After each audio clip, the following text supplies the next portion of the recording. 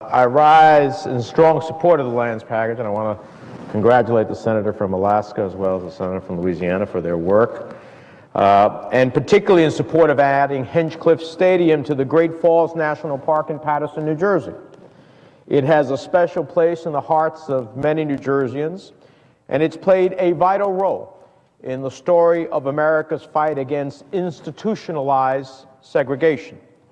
Critics of this legislation are using a picture of the stadium showing overgrown shrubs and graffiti on the walls, asking, what does a stadium like this have to do and should it be in our national park system? Well, unfortunately, the picture being circulated only shows a side of the story at a different time.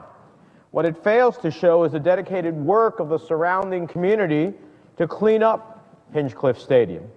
So I brought 3 photographs today that I think help illustrate the work being done in Paterson and to put to rest this notion that the stadium is an abandoned place the community doesn't care about. The first is a picture of dozens of local residents working together to clean up the stands, paint the walls, and begin the process of restoring this vital community center. The second is a close-up picture of just a handful of these volunteers. These are young people taking the time to improve their community and honor the history that was behind the stadium. And the third shows the final product, much different than what my colleague showed, of their hard work. These pictures were taken earlier this year at an event where 700 volunteers worked to clean up Hinchliffe Stadium. The argument that we are dumping this land on the National Park Service is just simply false. The legislation specifically prohibits the Park Service from directly purchasing this land, meaning that the community of Paterson will continue to be integrally involved in the management and preservation of the stadium. Madam President, I think these photographs illustrate the dedication that the residents of Paterson and the surrounding area have to preserving and protecting Hinchliffe Stadium.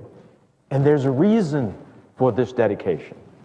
Hinchliffe Stadium has the designation of being one of the few remaining sites that hosted the Negro League Baseball. In the 1930s and 40s, Hinchliffe was the home of the Black Yankees, and in 1933, the stadium hosted what was called the, quote, Colored Championship.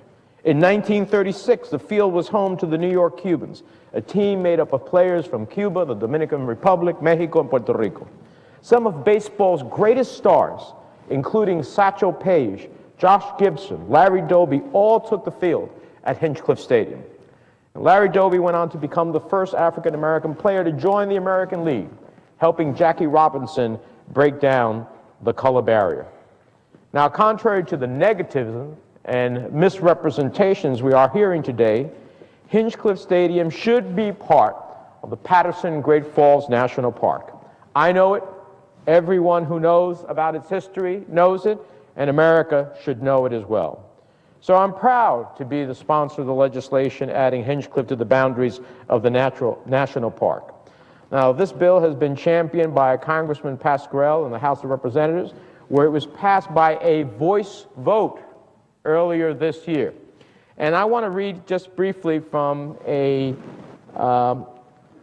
guest columnist editorial that Congressman Pascrell wrote with another individual. He said, Hinchliffe Stadium in Paterson is one of the last remaining stadiums associated with the Negro League Baseball. It's where sports and racial history coalesce. Hinchliffe Stadium is the only national historic landmark in baseball and only one of 2 professional Negro League venues considered nationally significant. Even Cal Ripken, the 2007 Hall of Famer, implored when he talked about Hinchliffe, not only does it deserve recognition for its place in history, but it deserves the opportunity to be restored into a place where tomorrow's youth will be able to walk in the footsteps of yesterday's legends and experience the history of the community firsthand. I'm also pleased that this legislation has been co-sponsored by Senator Booker and formally by Senator Jeff Chiesa, a Republican who served in the House, in the Senate for a period of time after the passing of Senator Lautenberg. And to mention Senator Lautenberg, one of Hinchlife's greatest champions, who was proud to count Paterson as his hometown. The version of the legislation that we consider today includes amendments suggested both by the Park Service and by House Republicans. That's why it passed by voice. Some critics have cited a previous national park study opposing the inclusion of the stadium in the national park. The study was discredited by 25 distinguished scholars at the time. And since then, the Park Service has completed additional study and designated the stadium as a National Historic Landmark.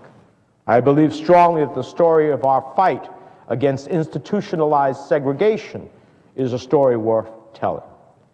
Now, critics of this legislation may look at Hinchliffe Stadium and see a rundown sports field. Not me. When I look at Hinchliffe Stadium, I see a field of dreams, an enduring reminder of how far we've come since the days of separate but equal, when institutional segregation marginalized the works, dreams, and achievements of African Americans. I see a community coming together decades after Hinchliffe first earned a place in the canon of American history to preserve the legacy it represents. And I urge my colleagues to join me in standing up for this legacy and supporting the inclusion of Hinchliffe Stadium in the Great Falls National Park as part of the National Lands Package. And with that, Madam President, I yield the floor.